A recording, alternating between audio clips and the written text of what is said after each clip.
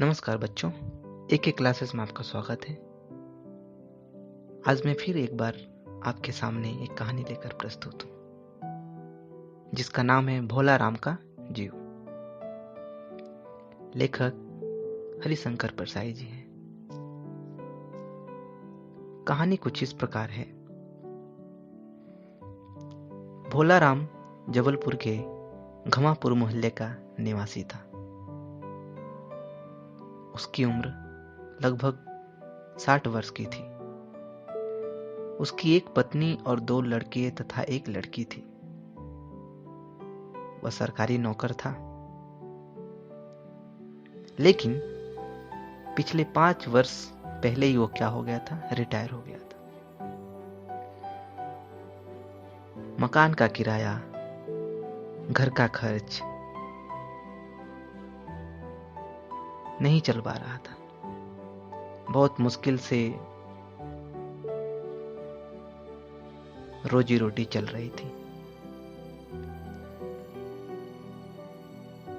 मकान मालिक हर रोज आता और मकान खाली करवाने के लिए धमकी देता। घर से निकालने के लिए धमकी देता। बहुत सारी समस्या थी भोला राम के पास। अचानक एक दिन सारी समस्याओं के बारे में सोचते सोचते एक दिन गुजर जाते हैं। भोला राम चूंकि सरकारी नौकर थे, पिछले 5 वर्षों से उनको 1 रुपए भी पेंशन में नहीं मिला था। उन्होंने पेंशन का सारा ब्यौरा दिया था, फिर भी उन्हें पेंशन दफ्तर से नहीं मिल रहा था, जिसके कारण बहुत सारी समस्या उनके घर में आई और अचानक वह अपने घर वालों को छोड़कर भगवान के पास चले गए।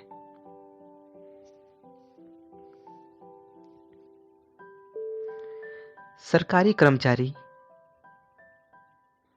और भ्रष्टाचारी अधिकारियों के कारण यह सब हुआ था।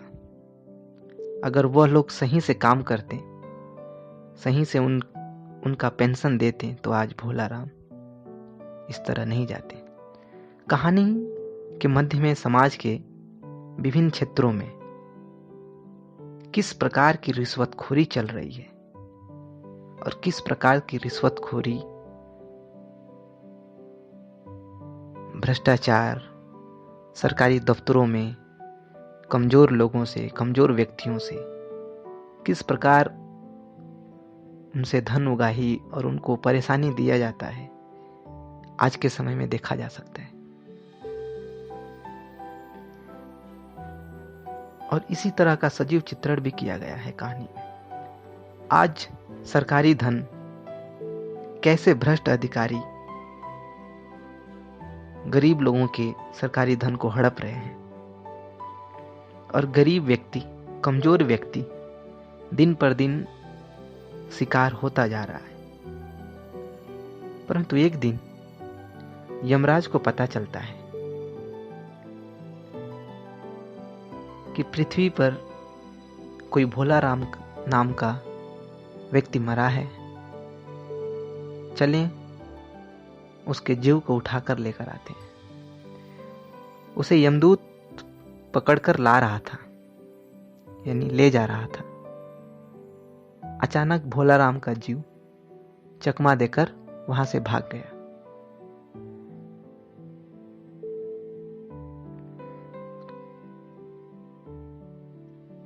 यमराज ने भोला राम के जीव को पूरे ब्रह्मांड में ढूंढ दिया। भोला राम का जीव नहीं मिला।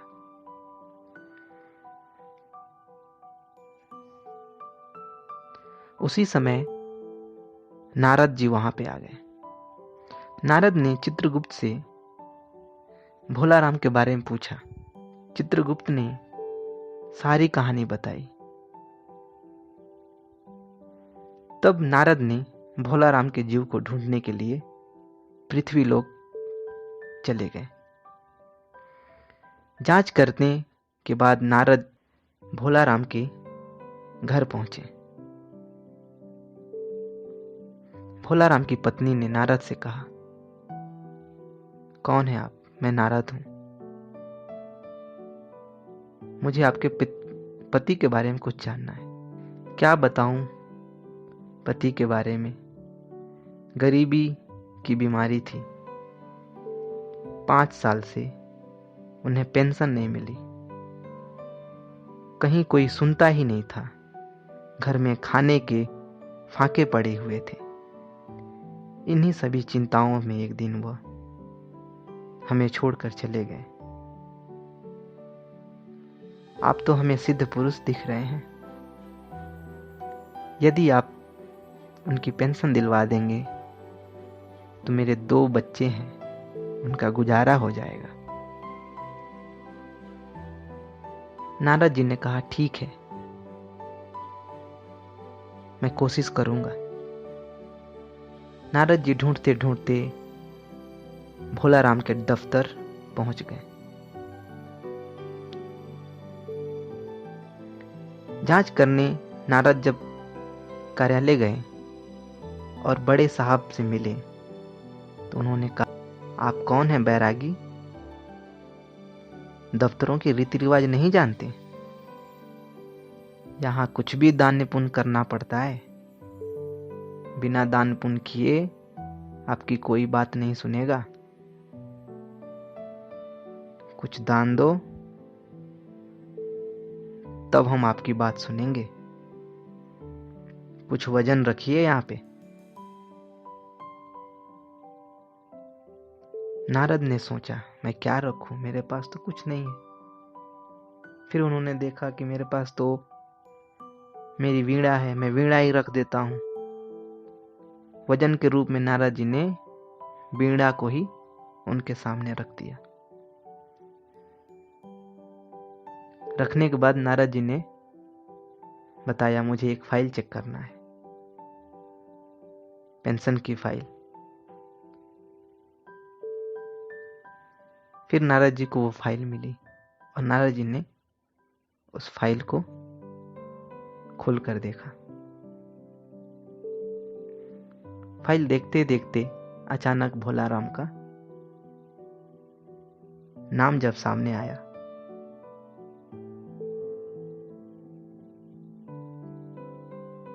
बड़े साहब ने पूछा, किसे ढूंढ रहे हो? तो नारद ने कहा, मैं भोला राम को ढूंढ रहा हूं, इस फाइल में कहीं गुम हो गया है। तभी अचानक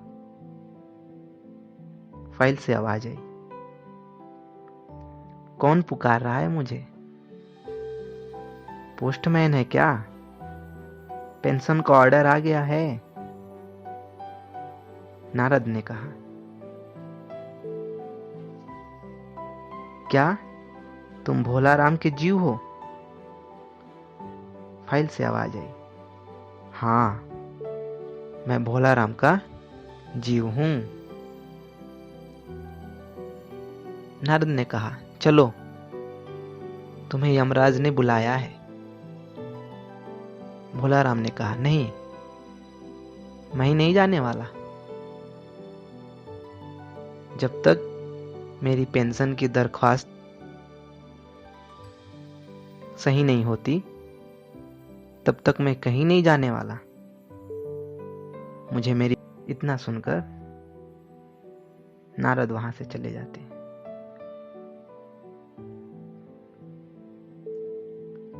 तो बच्चों, कहानी से यही शिक्षा मिलती है कि इसमें भोला राम नाम का जो व्यक्ति है ना, वो लगातार सरकार की गुलामी कर रहा था। जब उसकी उम्र खत्म हो जाती है, जब वो रिटायर हो जाता है अपने काम से, तब वह पेंशन के लिए संघर्ष करता है। उसे लगातार 5 वर्षों से पेंशन भी नहीं मिलती है। इसी चिंता में तब वह एक दिन अपना शरीर त्याग देता है। इसे यही पता चलता है कि देश में प्रत्येक क्षेत्र में, प्रत्येक सरकारी दफ्तर में किस प्रकार भ्रष्टाचार, रिश्वतखोरी पनप रहा है। हरिशंकर जी ने सारी चीजों को व्यंग्य के रूप में वर्णित किया है। आशा करता हूं आपको कहानी समझ में आई होगी। अगर समझ में आई है तो चैनल को लाइक और सब्सक्राइब करना न भूलें। धन्यवाद।